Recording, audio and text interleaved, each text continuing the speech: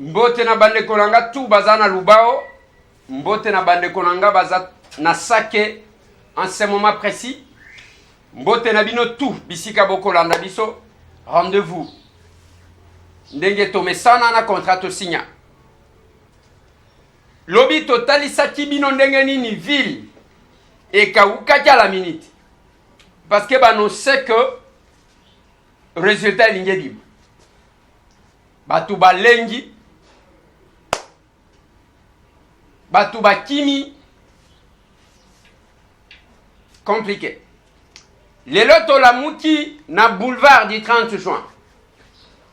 Ba policier, ba militaire, Kotaga central, tout mouvement est contrôlé.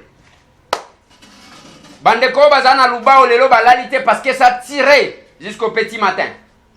Massas. Maintenant, comme tuna. Publication et résultat. Oh, babengi vérité, il y a urne. Vérité, il y a urne za kolobanini. Oh, ba Congolais, ba tchaki na nzungu, ne yango balingi ba mona. Yango na koloba kindoki, eza soki batu ba tchaki misili, e komi kobima misuni.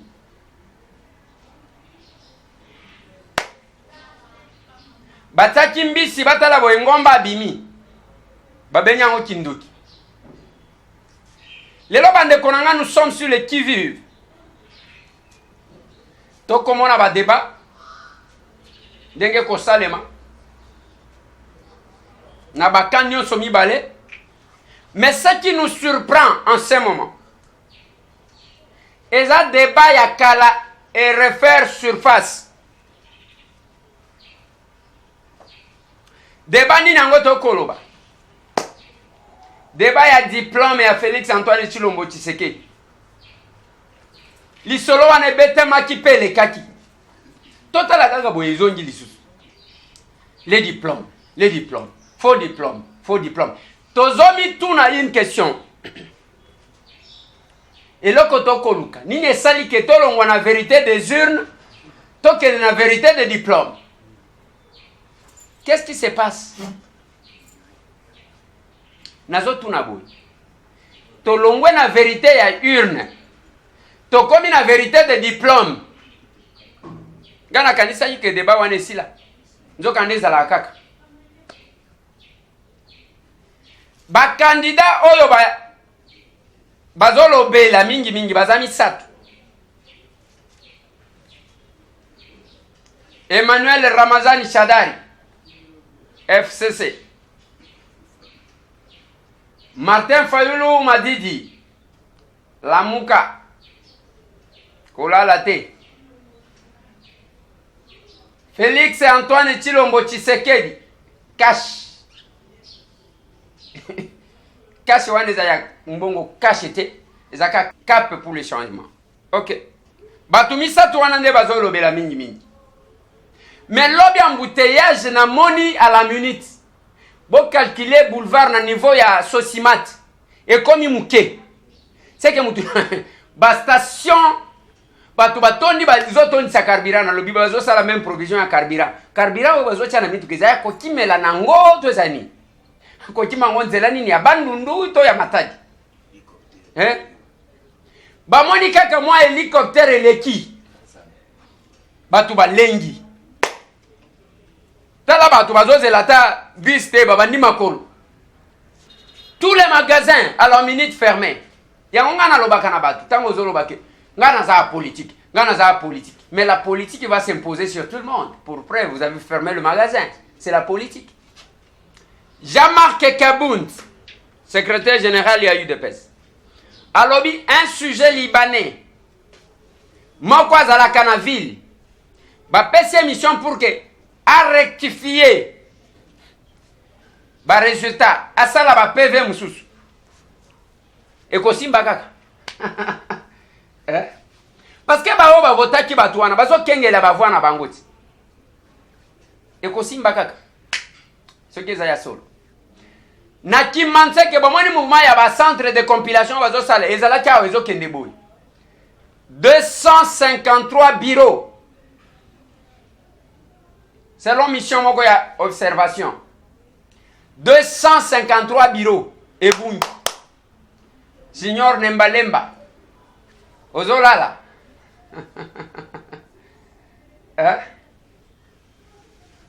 ngana lobi boye bande konangai tomi tunaka une chose tozaki kosala compétition ya ba plein awa na ba marche de santé na Kisasa awa ba compétition ya ba plein oyo asali plein oyo asali mpiaka oyo asali mpiaka oyo asali plein tala ba marche de santé tala ba nini tala ba matinée compétition lelo sikoyo tokobanga nini tomona ba plein wana na urne tomona ba carnaval ya ba plein wana na urne tala ndenge bakomi ko préparer moralement bato la préparation à la tricherie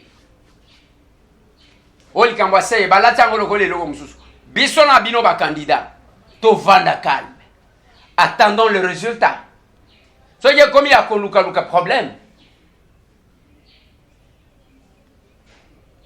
Je me pose une seule question, Nazomituna. Est-ce que un candidat moko akendaki élection wana sans koyeba kelikambo aseza? Au moins pour les députés nationaux et provinciaux. Parce que le président de la République n'en a pas besoin. Est-ce que un moko akendaki ndengwana? Si ko bozo te ya biso pona nini? Il fallait qu'il botika biso ka ndengwana comme ça. Tous à la surprise. Mbote na bandeko tout bakolanda biso partout. Bandeko bazana lome la mbote na bino. Bao bazana wembwanyama mbote na bino. Katako. Mbote na bino. Bandeko bazana luozi. Na mbanza ngungu. Bino bandeko bazana mwanda. Papa dodo. Dodo balu. Boni na mwanda.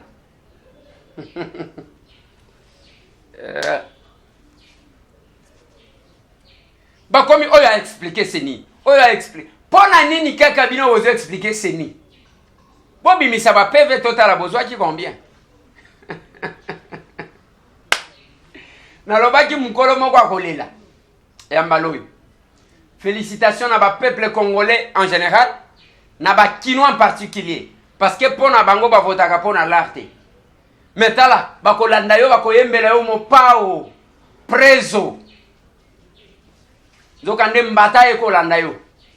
Na lobaki mukolo moko akolela. Tomeki ko répertorier le nombre de journalistes et toutes tendances confondues. Tozana une trentaine. Na lignina pesa bino quelqu'un non? Yoka ba journaliste. Crispin Chibasu, télé 50. Mateka Mango, télé 50. Innocent Olenga, radio Okapi. Mimi Ngumba Mulongo, radio Okapi. Kabulo Mwana Kabulo, RTNC. Louis Dorbaile Kelai, RTNC. Christelle Vwanga, indépendante, engagée. Daniel Safou, engagé. Mike Mukebai, engagé. Laurent Onyemba, engagé. Jacqueline Dala, Katumbiste, engagé. Solange Kwale, Antenne A, Nani, Ndeko Zulu, Canal Kin, Pascal Onjo, Canal Kin, Joka Kabengele, Antenne A, Nani Moussous, Paul Tosoua, Azalakawat, deuxième œil, Frère Max, journal télé chrétien, ouais, David Sala, Thierry Landou, Jimmy Mukendi, Senel, Flavien Roussaki, Tokundola, attention à l'obaki, j'obéis na loi, ya viena ngai, mais il faut que tu m'amboula na mupépé, so yo moni mupépé za makasi. Tonton Jaco, B1, nani mususu, Barbie Nzimbi, nani mususu. Donc, bandeko baza ebele, na lobi une trentaine. Moi, si Chibangu na Chikapa, Eliezer Tambwe ngamoko.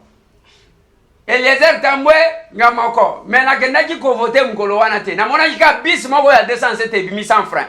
Tout tuta mikate, tuta batu, tuta ngana comprendre te, ngana vanda kina ngaka. Bis moko ebimi 100 francs 207. Donc tuta bandako, tuta baketch, tuta ba jeep. Oh soki rond-point tuta. Donc mikate panza soki mapa. Ngana zalaki kuna te. Ba journaliste tozalaki ebele. Nous espérons que Batunio surtout en Jésus Noël, c'est que Bateri Moussene pour Kowanga Namote. Arok de Badi Bangawana Zalachua. Donc, Ezandenge wan. Toi, boy, Moutou, Aya Kolobana Biso pour expliquer Biso. Botike la CENI. Nous attendons nous tous la CENI. Massa Sebetate, Zobete la Nine. Tozana Ngoposate. Toligny Tozongela, il y a un pasteur que nous avons annoncé qui a été cité pour le Makambouya Yumbi. Pasteur. Merci beaucoup, pasteur. Kombonani. Kombonani vénérable Etsa Richard. Merci, pasteur. Otanga makina kati ya makambu o ezako leka na Yumbi. Quelque part, comme si on vous prenait à témoin. Lelo ozana kati ya plateau ya Tokomi wapi. Yo message nini oye nango na plateau ya Tokomi wapi par rapport ya makambo yiko lega na Yumbi. Merci ndeko Eliezer kopesa ngai tango ya koyanola epai ya mwana na ngai leki na ngai Randolph Mbanga oyo atangaki kombo na ngai awa na kati na makambo ezali koleka na territoire na biso na Yumbi. Et kotanga kombo atanga akona mabete ezaki lokola un appel na kati na kimia ngai lokola musali na Nzambe. Effectivement ngai nazali pasteur prêtre de l'église anglicane du Congo. Yango ezali 11e communauté ya église de Christ au Congo. Nazali moko ya Yumbi natangi pe ba classe natangi na université ya Kisangani nasali mingi na administration. Mbanga azali leki na ngai ayebi ngai malamu mingi pote na Kisangani tovandaki na ye mingi esika moko azali na raison ya koevoke kombo na ngai mingi penza kosenga koregrete azali koregrete pona nini na lobaki te ete kimia ezala kati na biso ete mayaki epa na biso makoma te. Yango na peso merci te peso ngai tango ameka koyanola epa ya leki na ngawana na posa na ye. OK. Na lingi okende directement na kopesa eyan. Tangu batangi yo. Balobi yo ko kati peut-être soti yo opesa ka message liboso peut-être oyo ekomi na Yumbi et comité lelo Yumbi. Bato ba se déverser na Congo Brazzaville.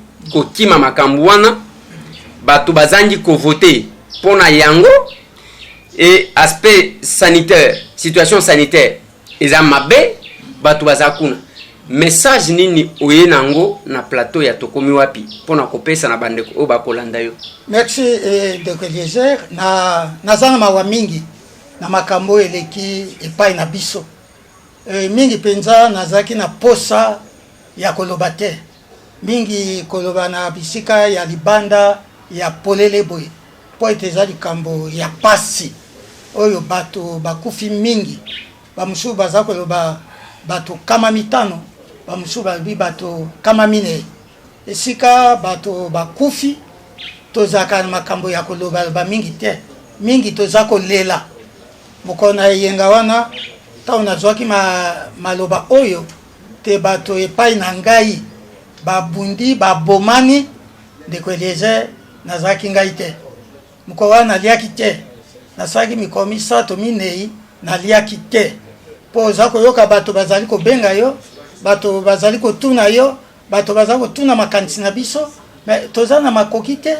tozana nguya moko te tokosala nini lokola leki na ngai Randolph ebete soki na lobaka mbele makambo tangu mususu ekokwa kosala mate nazana bawa ndeko Eliezer po ete biso basali na nzambe mbala mingi bayokaka biso te bandimelaka biso na nsima. E Randolph ayebi na bandeko na ngai mingi ya mboka yumbi bayebi tozalaka na losako bapesa losako na lobaka ete mangai oyamba na mbisa, c'est-à-dire on me croit toujours en retard. Je parle so likambo ezali na lobaka so na moi likambo na mangai oyamba na mbisa. Mangai oyamba na mbisa. Voilà, on me croit toujours en retard. Bandimaka ngaka na sima. Voilà. Naza kozwa même Randolph fait témoin parce que makambo yo tant zomona ba signe ya mabe et que epai na biso kimia ezali te na lobaki.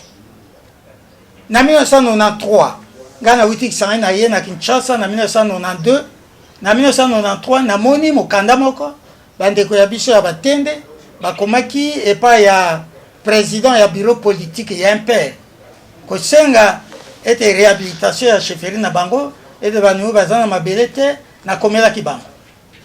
Pana bandeko basinyaki mokanda na monaki mingi eza baninga na ngai totangi na bango classe toza kolia esika moko na komelaki bango toza na ntina ya kowela mpona mabele te.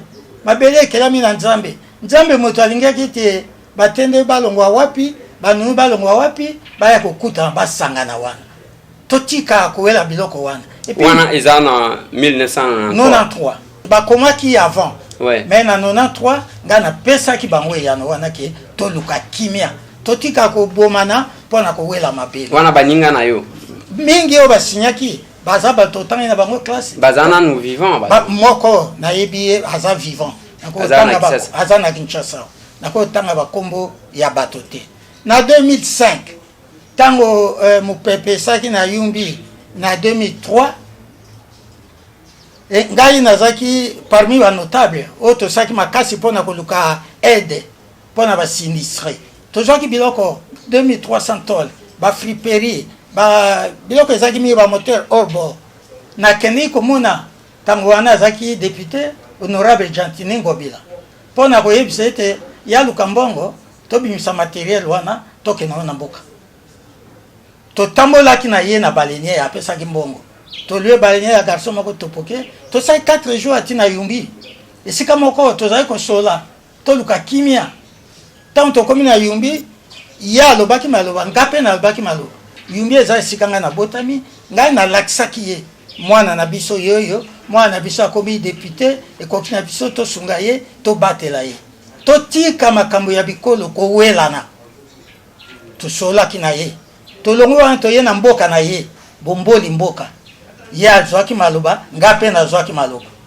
tolongo wana toye kolala na secteur na biso epa chef de secteur tango ezalaki nongo ngai nazwaki maloba kotuna bato oyo abotami tata motende mama mununu ou tata mununu mama motende atelema ndeko Eliezer bato batelema koleka mukama. Et donc papa maître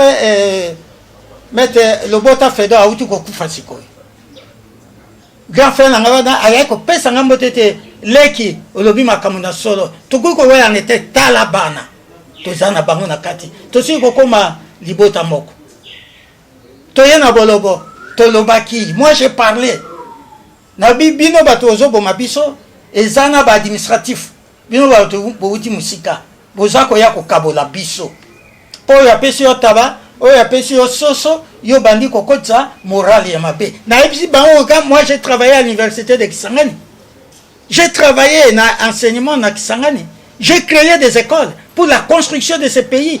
Tokomi na Kinshasa c'était en février 2005 tobaki na baki honorable tokoma mukanda et pas ba notable ya bikolo nyoso mibale po ete tosangana tolanda ba extrémiste te toluka ba modéré tokoma mutu wana lobeli honorable nani Gentini Ngobila. Ouais. C'était mon fils, on était tout le temps ensemble. Oui, il y a une précision d'état qu'il faut donner. Gentini Ngobila yaza mutende. Oui. Yo za mununu. Oui. Alors bokei na mununu na mutende pona koluka kimia ezala na yumbi. Voilà, c'est exact. Parfait.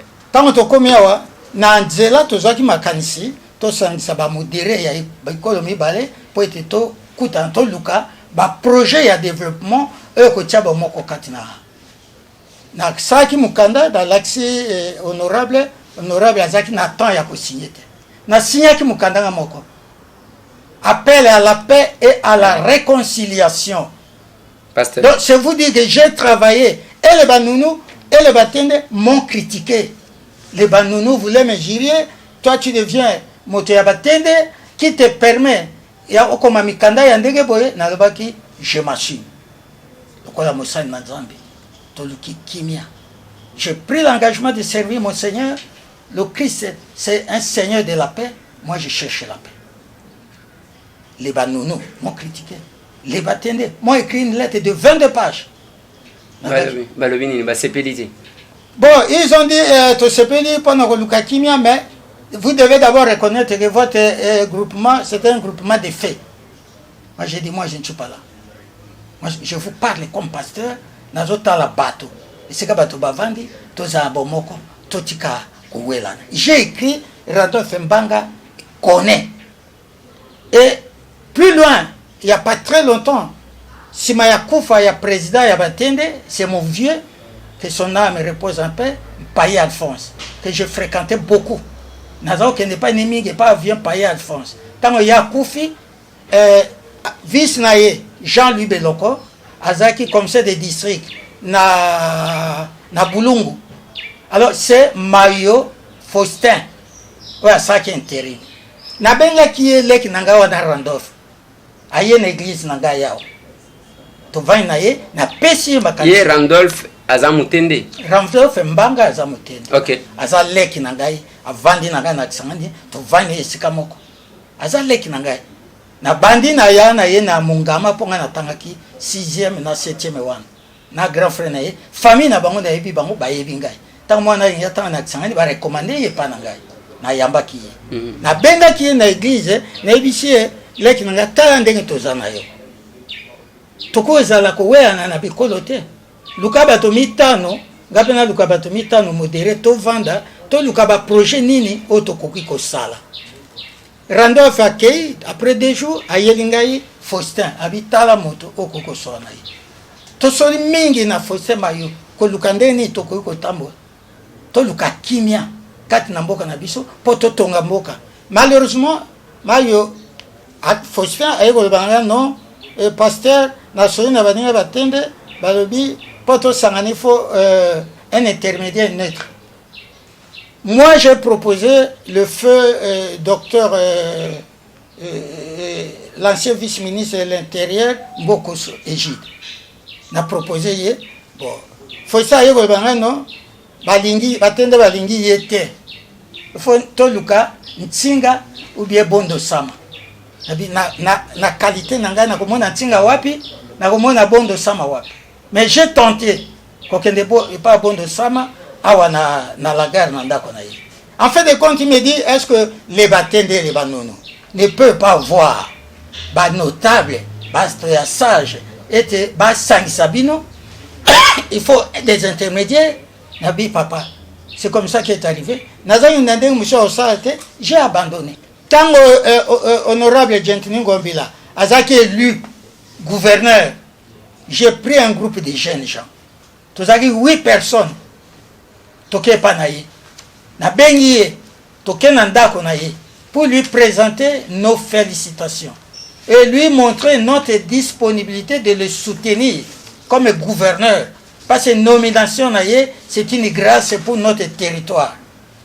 Le territoire de Yumbi est le moins peuplé de Maïndombe. Et il a eu la grâce de sortir le premier gouverneur de la province de Maïndombe. Tokei ko félicité.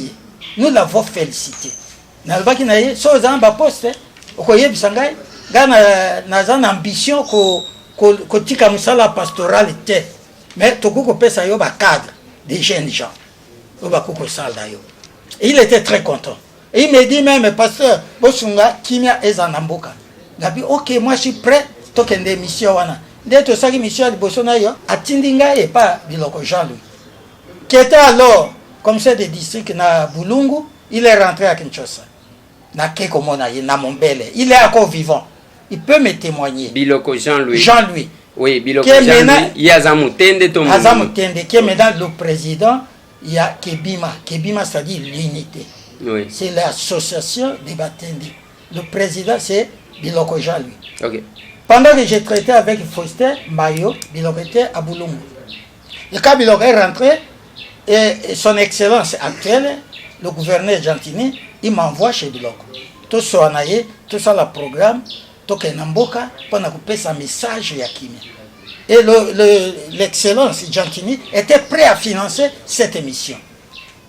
N'aquait pas Jean-Louis Biloko. Je suis allé chez lui, tu vendais. C'était un frère. Je ne l'appelle pas ami, mais c'est mon frère, Jean-Louis. Tu vendis, tu mets le secret, na pesi ma kanisi na ngai. Il me dit nakende dans 2 jours nazonga. Nake dans 2 jours nazongi. Na tuni alobine abi batende ba pesi ngai condition biso na ye. Pour tout ça mission wana, il faut qu'on parle avec tous les banounous de Yumbi, tous les banounous de Bolobo, tous les banounous d'Inongo et tous les banounous de Lukolela. Je lui ai dit, Jean-Louis, ça c'est une manière de me refuser ce dialogue. Parce que moi je suis de Yumbi. Je n'ai aucune emprise na banounou, ya Bolobo, ni ya Inongo, ni ya Lukoela.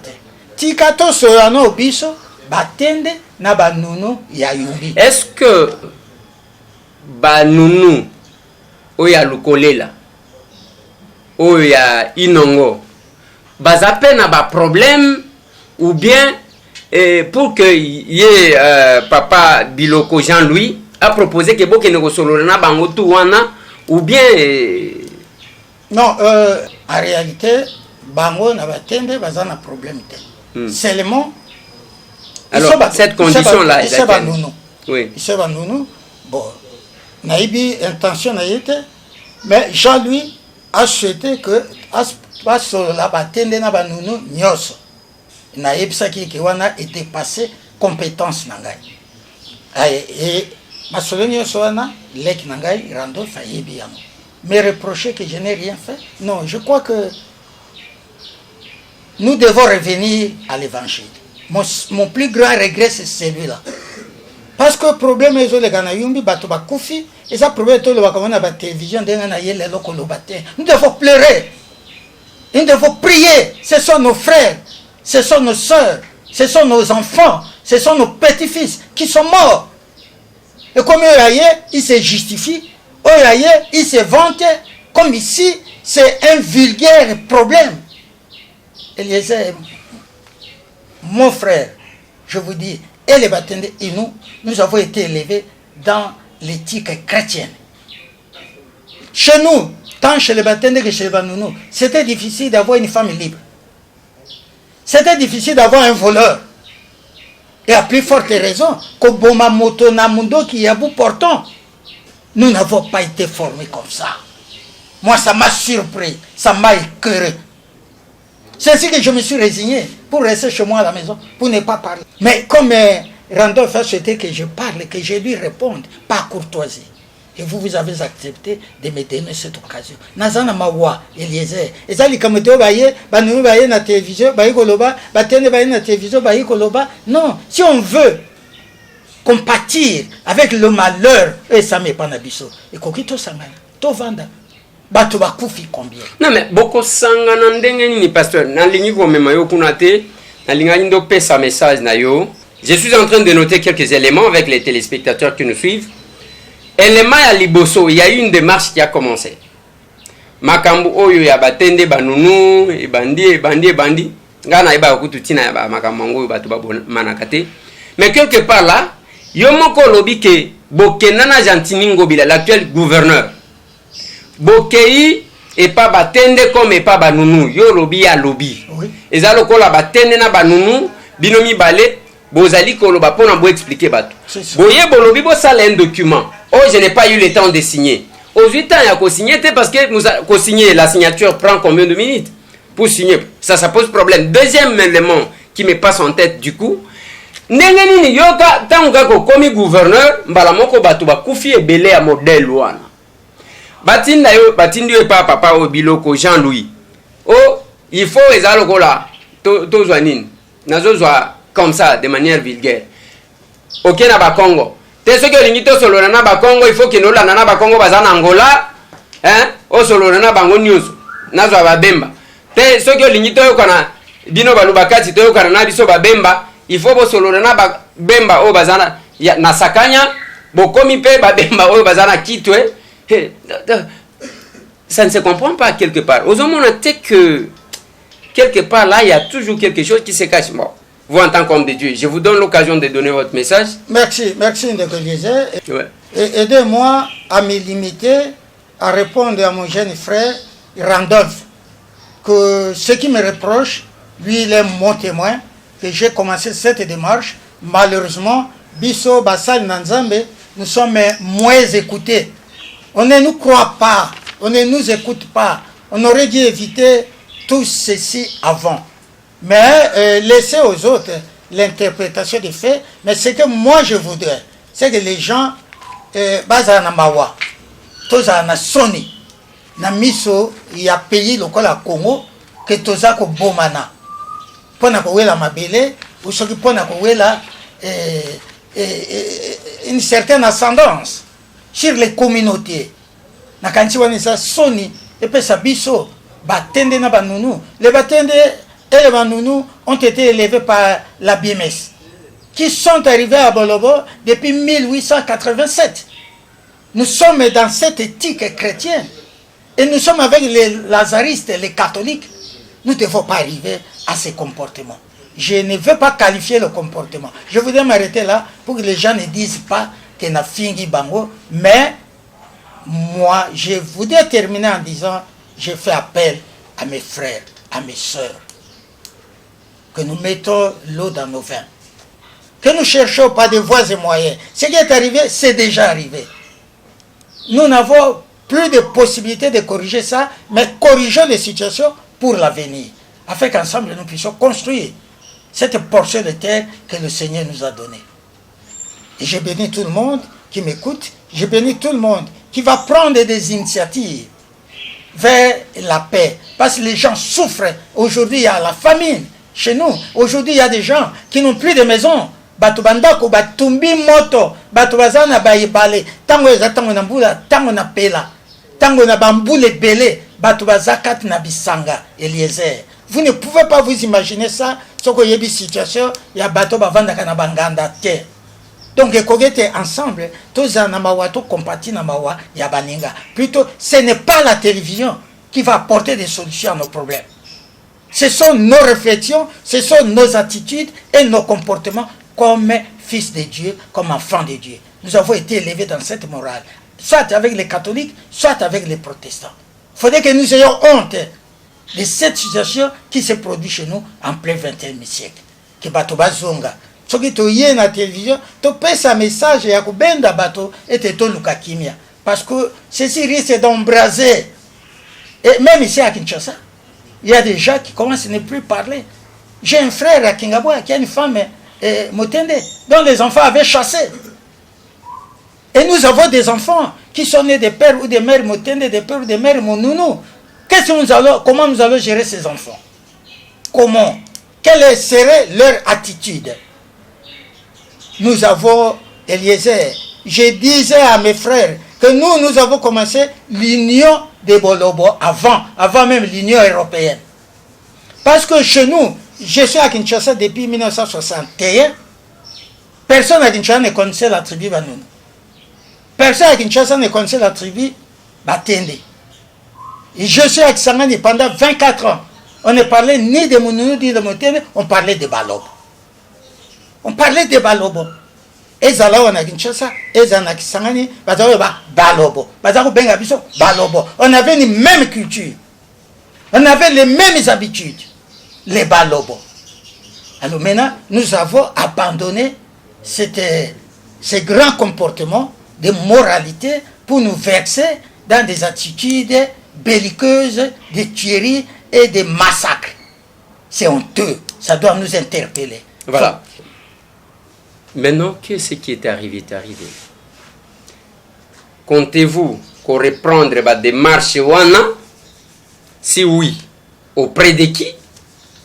Avec qui? Quand et comment? Bien, je suis pasteur.